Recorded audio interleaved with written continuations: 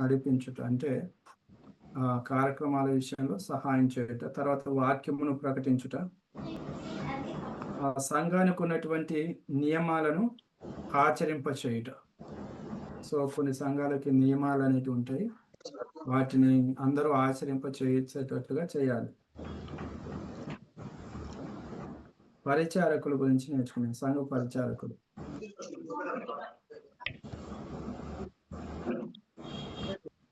So వీళ్ళు ఎవరనంటే భోజనాలు వడ్డించేవారు కానీ పరిచర్య ప్రైస్లాడండి. సంఘ పరిచారకులు అనేటువంటి వారు కూడా ఉండాలి. సంఘంలో భోజనాలు వడ్డించేవారు,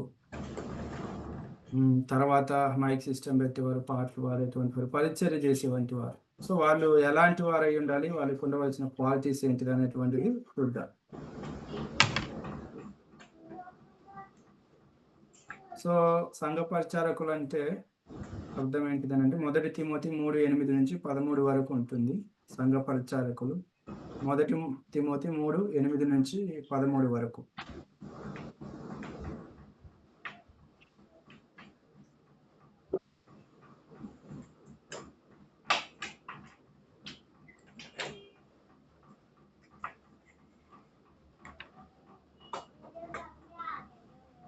సో మూలార్థం ఏంటిదనంటే సంఘ పరిచారకుల అర్థం ఏంటిదంటే బల్ల యొద్ద వేచి ఉండువాడు అని అర్థం. పరిచారకుడు అంటే బల్ల యొద్ద వేచి ఉండువాడు.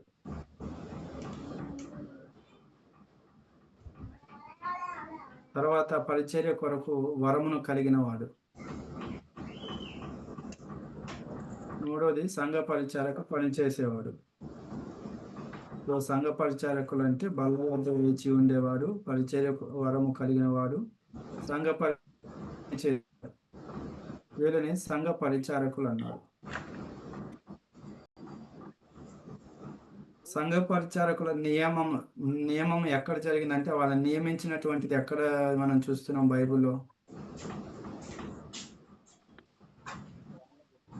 సంఘ పరిచారకుని నియమించినటువంటి విధానాన్ని బైబిల్లో ఎక్కడ చూసాం?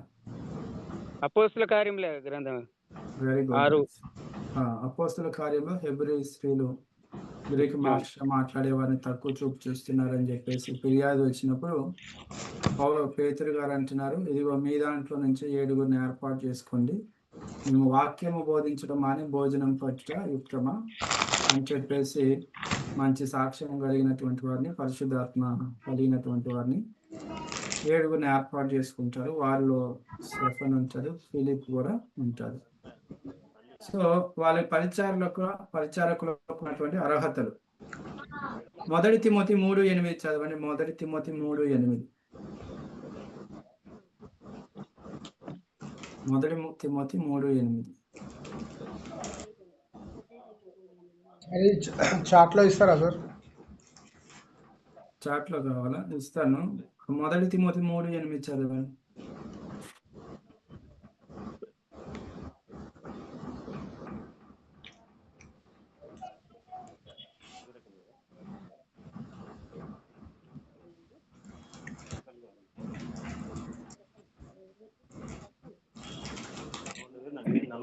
అలాగనే పరిచారకులు మాన్యులయ్యండి, విమర్శకులను, దిగులు మద్యపానస్తులను, దుర్లాభం అపేక్షించేవారు. సో పరిచారకులు కూడా లక్షణాలు ఉండాలండి. అంటే భోజనం విశ్వాసమను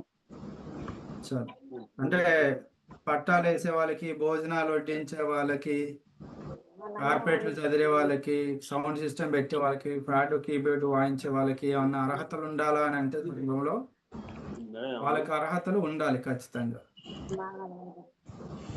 శ్రీను గారు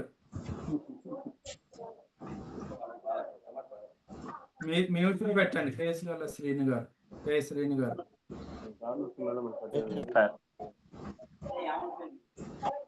ఫోన్ అక్కడ పెట్టి పక్కకి వెళ్ళారనుకోండి. శ్రీను గారు మ్యూట్ లో పెట్టాలి మీరు. అదే అదే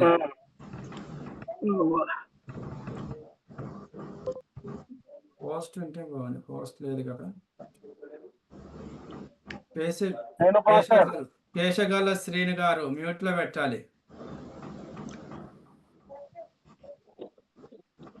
మ్యూట్ లో పెట్టండి, మీరు బయట మాట్లాడిన పడుతా ఉన్నా. మీరు